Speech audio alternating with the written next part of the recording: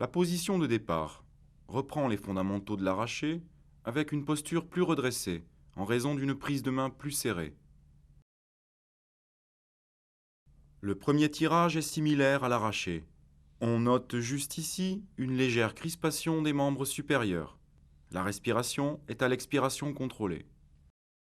La phase de transition intervient plus tôt qu'à l'arraché pour s'achever à mi-cuisse, toujours en raison de la prise de main. Les accélérations et vitesses sont également moins marquées en raison des charges plus conséquentes. Au deuxième tirage, l'accélération maximale est obtenue dès le pubis. Le passage s'effectue plus bas qu'à l'arraché, la barre devant être amenée non plus au-dessus de la tête, mais aux clavicules. Dans un premier temps, la barre atteint sa vitesse maximale, barre et corps se croisent en se frôlant selon des verticales inversées. La vitesse de la barre décroît ensuite jusqu'à atteindre une vitesse nulle à son point haut, alors que les pieds sont revenus au sol.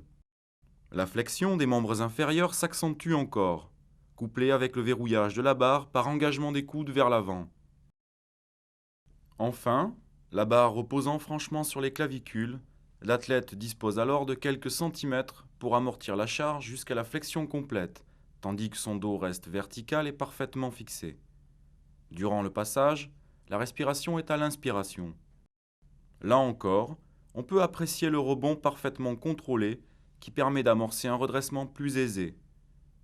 La respiration est bloquée ou à l'expiration contrôlée. 4 phases caractéristiques apparaissent durant le jeté. Lors de l'appel, les pieds restent totalement en contact avec le sol, le buste toujours droit, seuls les genoux avancent, les coudes orientés vers le bas et l'extérieur grâce à une excellente assise de la barre sur les clavicules. Le souffle est bloqué après une inspiration partielle préalable à l'appel. L'impulsion succède immédiatement à l'appel grâce à l'extension explosive des membres inférieurs. Son efficacité dépend largement de la maîtrise de la composante pliométrique musculaire et de l'utilisation des effets ressorts de torsion de la barre. La fin de l'impulsion correspond, sur pointe de pied, à un alignement des articulations des chevilles jusqu'aux épaules qui sont haussées.